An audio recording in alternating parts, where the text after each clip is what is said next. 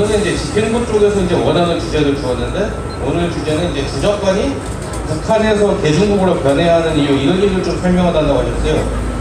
예, 뭐 하는 건 어렵지 않은데, 이제 여러분들이 어려울까봐 우려를 했뿐이고, 이제 우려되긴 해도 여러분들의 이해력을 믿고 일단 진행해볼 생각인데요.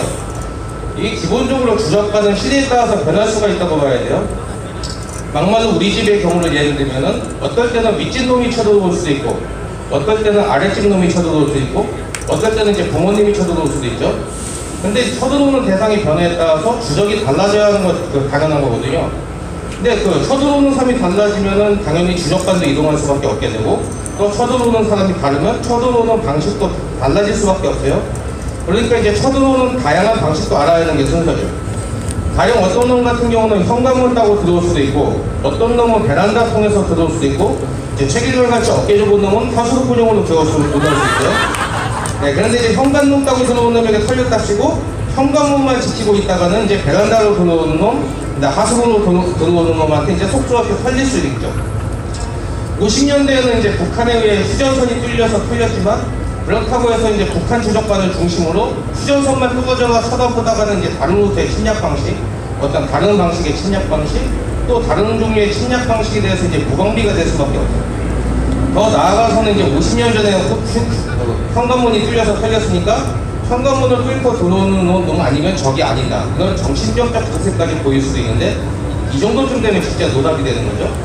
현관문이든 베란다건 하수도공이건 불법적으로 들어오는 놈이면은 당연히 다 적인 거지. 과거 방식으로 들어오지 않는다 해서 적이 아니라고 여기는 건 말 그대로 정신병에 가깝습니다. 그런데 한국은 유감스럽게도 그 정신병에서 전혀 자유롭지 못한데요. 과거에는 휴전선이 뚫려서 이제 북한에 침입당해갖고 북한 주적관이 형성되었지만, 중국은 휴전선을 뚫고 내려오지 않고 있으니까 주적으로 여기지 못하는 어처구니없는 현실에 처져 있습니다. 이미 개중국은 한국에 여러 가지 침략 방식을 사용 중입니다. 일단 서해 쪽으로만 시선을 돌려도 짱깨 어선들이 이제 해적대 수준으로 넘어와서 한국의 수산물들을 싹쓸이 해가고 있어요. 가져가려는 강수산은 안 가져가고 일용할 수산물들이나 싹쓸이 해가고 있는데, 이 정도면 어선을 위장한 해적 수준이죠. 아마 모르긴 해도 개중국 어선에 대해서 가장 미온적인 대처를 하는 국가는 한국이 탑이지 않을까 싶습니다. 이것도 결국 북한 주적관에 기인해갖고 이미 자행되는 중국의 침략을 인지하지 못해서 나오는 현상입니다. 또한 예전에는 몰래 숨어 들어오는 게 간첩이었고, 근데 이제 더 이상 중국 간첩은 숨을 필요도 없이 거리를 당당히 활보합니다. 과거 북한 간첩이 숨어 지내야만 했던 이유는 대통령이 이승만, 박정희, 전두환 시절 때 이야기고, 그거는 간첩의 힘이 약하고 국민의 힘이 강하기 때문에 일어난 일입니다. 그런데 지금 중국 간첩이 숨어 지냅니까? 이들은 대려 숨어 지내기는커녕 거리를 당당히 활보하고 비행기 타고 이국해서 들어옵니다. 또한 이 짱깨 간첩들은 한국에 올 때 외국인 혜택을 등에 업고 들어옵니다. 실제로 개중국 유학생들은 이미 해외에서 간첩 집단으로 낙인 찍혔는데, 한국은 개중국 유학생들에게 어떤 대우를 해주죠? 대학에 부여된 글로벌 지수나 표 올린다고 막 기숙사에 장학금에 이런 혜택까지 부어주면서 간첩을 데리고 오고 있는 게 지금 현실입니다. 이런 장학금 받은 개중국 유학생들이 지금 뭔 짓거리 하고 있습니까? 한국에서 돈 받아갖고 공복공정 논문이나 쓰고 있는 개그 상황이 발생하고 있습니다. 이제 더 이상 한국에는 간첩 모델은 과거의 모델과 같지 않습니다. 과거에는 간첩의 힘이 약해갖고 숨어 지내야 하는 이미지로 각인되었다면, 인체는 간첩의 힘이 더 강해갖고 혜택받고 지원받고 있는 이미지로 바꿔야 한다는 것이죠. 그렇게 과거 간첩들은 국정원을 피해 도망다녔습니다. 그런데 이제는 간첩의 힘이 강해서 국정원이 피해 도망다녀야 합니다. 간첩들이 모여서 국정원을 해체하라고 시위도 합니다. 실제로 화교 간첩 사건을 토대로 국정원은 처벌받고 있는 중입니다.